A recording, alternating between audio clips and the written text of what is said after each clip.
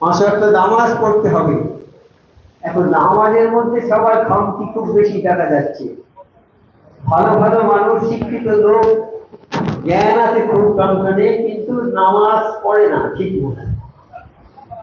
কেউ বলে আমি এশার নামাজ পড়তে পারিনি, কেউ বলে আমি ফজরের নামাজ পড়তে পারিনি, কেউ বলে আমি জোহরের নামাজ পড়তে পারিনি। কেন বাবা? না, কাজে ব্যস্ত থাকি তো এই জন্য নামাজ পড়তে পারি। কিন্তু সবচেয়ে বড় কথা এটা আমাদের মনে রাখতে হবে যে আল্লাহ আমাদের সৃষ্টি করেছেন একমাত্র নামাজ পড়ার জন্য। আল্লাহ বলছেন যে আমি তোমাদের সৃষ্টি করেছি তোমরা আমার ইবাদত বন্দেগী করবে, এই জন্যই সৃষ্টি করেছি। আর সবচেয়ে বেশি মর্যাদা দিয়েছে যত সৃষ্টি আছে, আল্লাহ যত সৃষ্টি করেছে, এই আকাশ বাতাস, মানুষ করি, মানুষ, পশু পক্ষী, যত কিছু কীট পতঙ্গ, যত কিছু আছে, যত কিছু আল্লাহ সৃষ্টি করেছে, তার মধ্যে সর্বশ্রেষ্ঠ হচ্ছে মানুষ। এমনকি ফেরেশতাদের চেয়ে মানুষের সম্মান অনেক বেশি। ফেরেশতা যারা আল্লাহর কাজে 24 ঘন্টা নিয়োজিত আছে, তাদের খাওয়া দাওয়া নেই, কিছু নেই, 24 ঘন্টা আল্লাহর হুকুম পালন করছে তারা। আর কত বছর ধরে, লক্ষ লক্ষ কোটি কোটি বছর ধরে তারা আল্লাহর কাজ হুকুম মেনে চলছে। তাদের চেয়ে মানুষের সম্মান আমার আল্লাহ বেশি দিয়েছে। যে আদম আলাইহিস সালামকে সৃষ্টি করার পরে বেহেশতে রেখে দিলেন, বললেন ফেরেশতারা তোমরা আদমকে সিজদা করো। একটা ঘটনা বলছে যে বড় ফেরেশতারা জিজ্ঞেস করছে আল্লাহ এই বেহেশতের মধ্যে কি কি জিনিস আছে, যে সবগুলো জিনিস আছে এগুলোর নাম বলো। ফেরেশতা বলে আল্লাহ আপনি আমাদের যা শিখিয়েছেন তাই আমরা শিখেছি, আমরা আর কিছু বলতে পারবো না, এই জিনিস কি কি আছে এগুলো আমরা বলতে পারবো না। আমার আল্লাহ আদমকে আগে শিখিয়ে দিয়েছে এই জিনিসের নাম নিতে সব কিছু। আদম সালামকে যখন জিজ্ঞেস করলে আদম সালাম তখন বলে দিচ্ছে এইগুলো, এই জিনিসের নাম, এই জিনিসের নাম, এই জিনিসের নাম। তখন বলে দেখো ফেরেশতারা তোমরা যেটা বলতে পারে না আদম সেটা বলছে, তাহলে বলো আদম তোমাদের চেয়ে উত্তম না তোমাদের চেয়ে নিকৃষ্ট? বলছে না, আদম আমাদের চেয়ে উৎকৃষ্ট। তাহলে আদমকে সিজদা করো। সঙ্গে সঙ্গে ফেরেশতারা আল্লাহু আকবার বলে সিজদা করলো। সিজদা করলো। আর আজাজিল যে ফেরেশতা সর্দার, সবার সর্দার হয়েছে, সেই সিজদা করলো।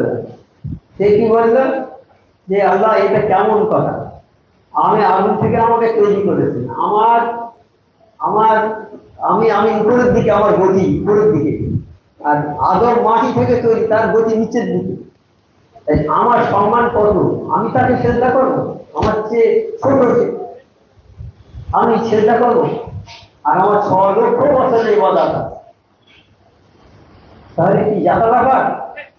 আল্লাহ বলছে দেখো আমি তোমাকে ওই কথা বলিনি, কে বড় আর কে ছোটের কথা বলিনি, আমি বলেছি সিজদা করো, মানে আমার হুকুমটা পালন করো। হুকুমটা পালন করলেন, তখনই আল্লাহ যাও বের হয়ে যাও আমার দরবার থেকে। ওই একটা হুকুম পালন করল না বলি দরবার থেকে বিতাড়িত করে দিলে, আর তার 6 লক্ষ বছর ইবাদত নষ্ট হয়ে গেল, থাকলো না। কি জন্য ইবাদতটা নষ্ট হলো? আল্লাহর হুকুম অমান্য করে যে বলি তার ইবাদত নষ্ট হয়ে গেছে, তাই তো? আমরা আল্লাহর কত শত হুকুম অমান্য করে যাচ্ছি, আমাদের ইবাদত গুলো থাকবে? থাকবে বাবা? থাকবে কি? থাকবে না, সব নষ্ট হয়ে যাবে। আদম আলাইহিস সালাম যাকে আল্লাহ কত ভালোবেসে সৃষ্টি করেছে, বেহেশতে রেখেছে,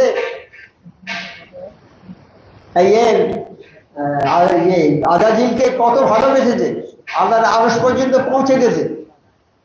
আল্লাহ খুশি হয়ে গিয়ে তাকে ফেরেশতাদের সর্দার করে দিয়ে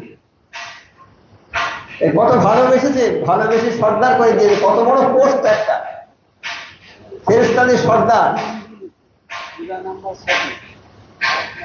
সেই অত বড় ইবাদতি লোক আর অত বড় মানে পদ পোস্ট, কিন্তু একটা কথার জন্য সে পদটা চলে গেল, আর সেই সঙ্গে ইবাদত গুলো সব ধ্বংস হয়ে গেল, মাটির সঙ্গে মিশিয়ে গেল, শয়তান হয়ে গেল, শয়তান উদ্ভূত হয়ে গিয়েছিল। যাওয়ার সময় বলছে, আল্লাহ আমি তো শয়তান হয়ে গেছি, তা আমি এত যে ইবাদত বন্দি করেছি, তা আমার কিছু দাবি দেওয়া আপনার কাছে থাকবে না? বলছে, বলো কি চাও? আমার কিয়ামত পর্যন্ত বাঁচিয়ে রাখতে হবে। বলছি, আচ্ছা ঠিক আছে, কিয়ামত পর্যন্ত বাঁচবে। আর আমি আপনার বান্দাদেরকে আমি কুপদগামী করে দেবো, আমি সবাইকে কুপদগামী করে দেবো। বলছে, দেখ ইবলিস, আমার ইজ্জতের কসম করে বলছি, আল্লাহ বলছে আমার ইজ্জতের কসম করে বলছি, আমার বান্দারা অনেক গুনাহ করবে, পাহাড় সমান গুনাহ করবে। গুনাহ করার পরে যদি একবার উত্তপ্ত হয়ে আমার কাছে হাত তুলে বলে, আল্লাহ আমি গুনাহ করেছি, আমার গুনাহ মাফ করে দাও, আমি আল্লাহ তাদের জিন্দগির সমস্ত গুনাহ মাফ করে দেব। হে শয়তান, তোর লক্ষ লক্ষ দলবল, অশ্বারোহী পদাতিক সৈন্য, লক্ষ লক্ষ দলবল নাকাম হয়ে যাবে এই মানুষদের কাছে, পারবে না এইসব মানুষ। আমার এবাদি বান্দা যারা, তারা যদি একবার শুধু গলা খাটার দেয় যদি, শয়তান বুক পর্যন্ত মাটিতে ঢুকে যাবে। সেই শয়তান আমাদের চিরশত্রু।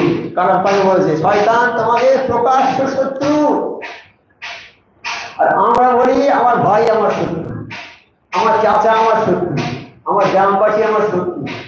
কিন্তু তোমার আসল শত্রু হচ্ছে, প্রকাশ্য শত্রু হচ্ছে শয়তান। তার কাজটা কি? তার কাজটা হবে তোমার প্রথমেই নামাজটা ভুলিয়ে দেবে, তোমার জিকির ভুলিয়ে দেবে, নামাজ ভুলিয়ে দেবে। নামাজ যে এক ওয়াক্ত কাজা করে ফেলল, তার কি শাস্তি হবে? 2,88,2,88,00,000 বৎসর জাহান্নামে থাকে। 2,88,00,000 বৎসর। তাই কত বৎসর থাকতে হবে জাহান্নামে এক ওয়াক্ত নামাজ কাজা করার জন্য? তাই নামাজটা হচ্ছে ইসলামের দ্বিতীয় স্তম্ভ। 5টা স্তম্ভের উপরে ইসলামটা প্রতিষ্ঠিত। অর্থাৎ এই ঘরটা আছে মনে করুন 5টা খুঁটির উপরে। এই ইসলামটা 5টা খুঁটি বা স্তম্ভ বা পিলারের উপরে আছে 5টা। 1 নম্বর হচ্ছে কলেমা, 2 নম্বর হচ্ছে নামাজ, তারপরে হচ্ছে যে হজ, যাকাত। কলেমা, নামাজ, রোজা, হজ, যাকাত, এই 5টা স্তম্ভের উপরে ইসলামটা প্রতিষ্ঠিত। নামাজ হচ্ছে দ্বিতীয় স্তম্ভ। একটা ঘরের দ্বিতীয় পিলারটা যদি ভেঙে যায়, ঘরের চালটা সেখানে ভেঙে পড়বে না, কি হবে? যে কোনো একটা খুঁটি ভেঙে গেলেই সেটা ভেঙে যাবে, ইসলামটা নষ্ট হয়ে যাবে। নামাজ আমরা ছেড়ে দেব মানে ইসলামকে ক্ষতিগ্রস্ত করে দিল। তাই আমরা ইসলামের লোক ক্ষমতি, ইসলামকে যদি ক্ষতিগ্রস্ত আমরা করে দিই, তাইলে আমরা ইসলামের মধ্যে গণ্য নয়। তাই খুব সাবধান থাকতে হবে। নামাজটা সবাইকে পড়তে হবে। এই নামাজ পড়তে হবে। আর কাল কিয়ামতের ময়দানে নামাজের সর্বপ্রথম বিচার হবে নামাজ নিয়ে। নামাজের ফায়সালা হবে সর্বপ্রথম। যাদের নামাজ ঠিক থাকবে তারা সব জায়গায় কামিয়াবি হবে। যাদের নামাজ থাকবে কবরে, হাসরে, পরসরাতে সব জায়গায় তারা কামিয়াবি হবে। আর জান্নাত নসিব হবে তাদের। নামাজ যাদের ঠিক থেকে যাবে। নামাজ ঠিক থাকতে গেলে অনেক কিছু জিনিস আছে। আমার মোর্শেদ রহমাতুল্লাহ আলাইহি বললেন, বাবা তোমরা 5 ওয়াক্ত নামাজ পড়ে। দেখুন ইসলামের দ্বিতীয় স্তম্ভ যেটা, সেইটার কথা বলেছেন যে 5 ওয়াক্ত নামাজটা পড়বে, যেটার হিসাব প্রথম হবে। আমার মোর্শেদ রহমাতুল্লাহ বলেছে সেইটা। এবং বিনা কাজায় পড়বে বাবা নামাজ। কেউ বলে না বিনা কাজায় পড়া। ইচ্ছা করে বসে বসে নামাজ চলে গেল, কাজা পড়ে দিলে হবে না, হবে না বাবা। নিজের মন গড়া কাজ করলে হবে না, আল্লাহর হুকুম মোতাবেক সব কাজ করতে হবে। ট্রেন 2টোর সময় ছাড়বে, তুমি যদি 2:05 যাও ট্রেন পাবে কি? পাবে না। তো নিজের ইচ্ছা মতো গেলে ট্রেন পাবে না। নির্দিষ্ট সময় আছে, নামাজের নির্দিষ্ট সময় আছে, সেই সময় হলেই নামাজ পড়ে না, নামাজের কোনো কাজা হবে না। এই বড় বড় রাজমিস্ত্রি যারা, তারা সব এসে আমার হুজুর কেবলাকে ঘেরাও করে হুজুর, আমার সাবর সিংহ হুজুরের কাছে সে বলছে, হুজুর আপনি হুজরাতে থাকেন, আপনার জন্য নামাজ সবসময় পড়া সম্ভব, কিন্তু আমরা থাকি 200 ফুট ভাড়ার উপরে। হ্যাঁ, আমরা প্লেনে থাকি, কোনো সময় প্লেনে যাই, জাহাজে যাই, সমুদ্রের জাহাজে যাই, সব জায়গায় আমরা থাকি, কিন্তু আমরা নামাজ কি করে পড়বো? 200 ফুট ভাড়ার উপরে কি করে নামাজ পড়ব? তো উলি আল্লাহদের কাছে সব জিনিস থাকে, আর কামের উলি আল্লাহরা যে প্রশ্নের উত্তর দেয় সব কালাম পাঠ থেকেই উত্তর দেয়, তারা নিজের মন গড়া কথা কিছু বলে না। আল্লাহ বলে, হে নবী, তুমি যদি নিজের থেকে কোনো কথা বলো, আমি তোমার এই গলার শিরা কেটে দেবো, তোমার রড কেটে দেবো, অর্থাৎ তোমাকে মেরে ফেলবে। নবীকে আল্লাহ বলছে, নবী তুমি যদি তোমার নিজের থেকে কোনো কথা বলো, আমি যে কথা তোমাকে বলতে বলেছি সেই কথা ছাড়া যদি তুমি নিজের থেকে কোনো কথা বলো, তাহলে আমি তোমার গলার রড কেটে দেবো। সাবধান। কামেল ওলি আল্লাহরা ঠিক তাই, সেই আল্লাহর কথা ছাড়া নিজের কোনো কথা বলেন না। আল্লাহ যেটা বলেছে সেই কালাম পাঠ থেকে তারা উত্তরটা দিয়ে দেয়। কি উত্তর দেবে?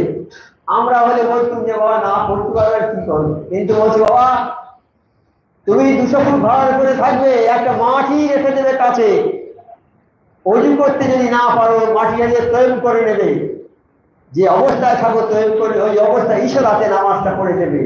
আমার আল্লাহ তো জানে সব, আল্লাহ জানে না? আল্লাহর ভয়ে 200 ফুট ভাড়ার উপরে সে নামাজ পড়ছে, তাহলে নিচে বসে তরতিব করে পড়ার চেয়ে ওই নামাজটা আল্লাহর কাছে বেশি পছন্দ হবে। কত অসুবিধের মধ্যে, হাজার অসুবিধের মধ্যে আমি বসে নামাজ পড়ছি 200 ফুট ভাড়ার উপরে, আল্লাহর কাছে এইটাই বেশি পছন্দনীয় হবে। এই বদৌলতে আল্লাহ ওই 1 ওয়াক্ত 4 ওয়াক্ত 1 ওয়াক্ত নামাজের বদলা হয়তো আল্লাহ 1000 ওয়াক্ত নামাজের সওয়াব দিতে পারে। আমার আল্লাহ যদি খুশি হয়ে যায়, দিতে পারে না? দিতে পারে। 1 ওয়াক্তের বদলে একজন ওলি আল্লাহ ফজরের নামাজ কাজা করে ফেলেছে। কাজা করে ফেলে এমন কান্না কাঁদছে যে আর বলার মতো না, কত জান বেরিয়ে যায়। আল্লাহ বললে, ওই তুমি অত কেন না, তোমার আমি 100 রাকাত নামাজের সওয়াব দিচ্ছি। 1 রাকাত কাজা হয়ে যেতে 100 রাকাত নামাজের সওয়াব, কান্নার চোখে। তা আমরা যদি আল্লাহর কাছে কান্নাকাটি করি, তাই আল্লাহ নিশ্চয়ই আমাদের ভালোবাসে।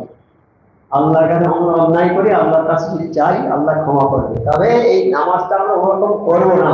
আমরা আল্লাহর কাছে বলবো, আল্লাহ আমরা যেন 5 ওয়াক্ত নামাজ ঠিক সময়ে পড়তে পারি, হে আল্লাহ সেই তৌফিকটা আমাদের দাও, সেই তৌফিকটা আমাদের দাও আল্লাহ, হে আল্লাহ আমাদের সেই তৌফিক দাও।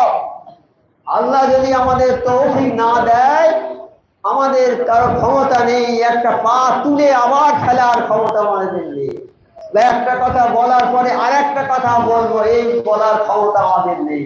আল্লাহ পাক যদি আমাদের তৌফিক না দেন, তবু আমরা বলি এই আমি করেছি, এই কাজটা, এই ঘরটা আমি করেছি, এই জায়গা জমি আমি সব করেছি, আমি করেছি। ফেরাউন এই নয়, কারুন বলেছিল না, কারুন বলেছিল, কারুনের অঢেল সম্পদ ছিল, এত সম্পদ ছিল যে সেই সম্পদে মানে হিসাব রাখার মতো না, এত মানে ছোট্ট ছোট চাবি ছিল, কয়েকটা উটের বোঝা, এইরকম চাবি, বাচ্চার চাবি, একটা চাবি কয়েকটা উটের বোঝা। কত বাক্স ছিল আর কত টাকা ছিল। মুসা আলাইহিস সালামকে আল্লাহ বলে, মুসা তুমি একে বলো, কারুনকে বলো টাকার জাকাত দিতে, টাকার জাকাত দিতে হবে। আল্লাহর বিধান এটা। আল্লাহ বলেছে তোমাদের যাদের টাকা আছে, তোমাদের সারা বছর সংসার চালিয়ে যেটা বেশি হবে সেই টাকার 100 ভাগের 2.5 ভাগ, শতকরা 2.5 টাকা, 100 টাকার মধ্যে 2.5 টাকা জাকাত দেবে। কাদের দেবে? গরিব, মিসকিন, এতিম এইসব লোককে জাকাত দেবে। গরিব, মিসকিন, খেটে খাওয়া মানুষ, অভাবী মানুষ, বিপদগ্রস্ত মানুষ, এই সব মানুষকে তোমরা এই জাকাতের টাকা দেবে। এই টাকাটা তোমাদের নয়, এই টাকাটা তোমরা খাবে। তা কাল কিয়ামতের ময়দানে ওই টাকাগুলো টেকো সাপে পরিণত হবে। যে টেকো সাপ, এত বিষাক্ত সাপ, যদি দুনিয়াতে একবার ছোবল মারে দুনিয়াতে আর ঘাস হবে না। কি বিষ তার! সেই সাপ কাল কিয়ামতের ময়দানে যারা টাকার জাকাত দেবে না, সেই লোকের পা থেকে পেঁচিয়ে পেঁচিয়ে সারা শরীর পেঁচিয়ে পেঁচিয়ে পেঁচিয়ে পেঁচিয়ে উঠে মুখের কাছে এসে মুখে ছোবল মারবে, মুখে শুধু দংশন করবে, মুখে বলবে আমি তোমাদের সেই জাকাত, তোমরা জাকাত দুনিয়াতে দাওনি, সেই জাকাত আজকে আমরা সেই জাকাত